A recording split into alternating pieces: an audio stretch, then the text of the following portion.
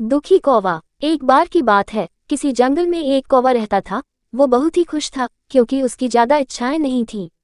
वह अपनी मर्जी का मालिक था। वह अपनी जिंदगी से संतुष्ट भी था। लेकिन एक बार उसने जंगल में किसी हंस को देख लिया। उसे देखते ही कौवा सोचने लगा कि ये प्राणी कितना सुंदर है। ऐसा प्राणी तो मैंने पहले कभी नहीं देखा। इतना साफ और सफेद। ये तो इस जंगल में औरों से बहुत सफेद और सुंदर है, इसलिए ये तो बहुत खुश रहता होगा। कौवा हंस के पास गया और पूछा, भाई तुम इतने सुंदर हो, इसलिए तुम बहुत खुश होगे। इस पर हंस ने जवाब दिया, हाँ मैं पहले बहुत खुश रहता था, जब तक मैंने तोते को नहीं देखा था। उसे देखने के बाद से लगता है कि तोता धरती का सबसे सुंदर प्राणी है। हम दोनों के शरीर का तो एक ही रंग है, मेरा सफेद और तुम्हारा काला। लेकिन तोते के शरीर पर दो दो रंग है। उसके गले में लाल रंग का घेरा और वो सूरखरे रंग का था। सच में वो बेहद खूबसूरत था। अब कौवे ने सोचा कि हंस तो तोते को सबसे सुंदर बता रहा है, तो फिर उसे देखना होगा। कौवा तोते के पास गया और पूछा, भाई तुम्हारे पास तो दो दो रंग है, तुम दो दो रंग पाकर बड़े खुश होगे।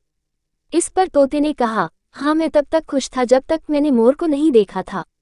मेरे पास तो दो ही रंग है, लेकिन मोर के शरीर पर तो कई तरह के रंग हैं। अब कौवे ने सोचा सबसे ज्यादा खुश कौन है, ये तो मैं पता करके ही रहूंगा। इसलिए अब मोर से मिलना ही पड़ेगा। कौवे ने मोर को जंगल में ढूंढा, लेकिन उसे पूरे जंगल में एक भी मोर नहीं मिला।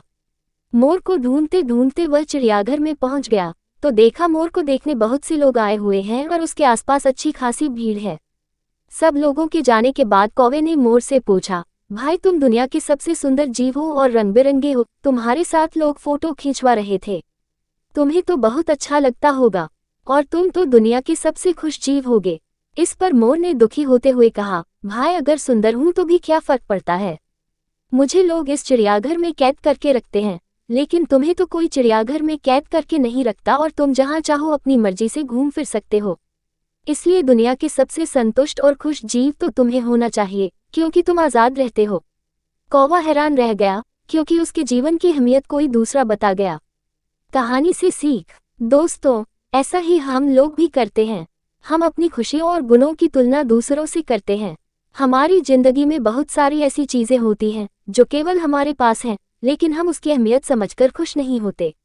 लेकिन दूसरों की छोटी खुशी भी हमें बड़ी लगती है, जबकि हम अपनी बड़ी खुशियों को इग्नोर कर देते हैं।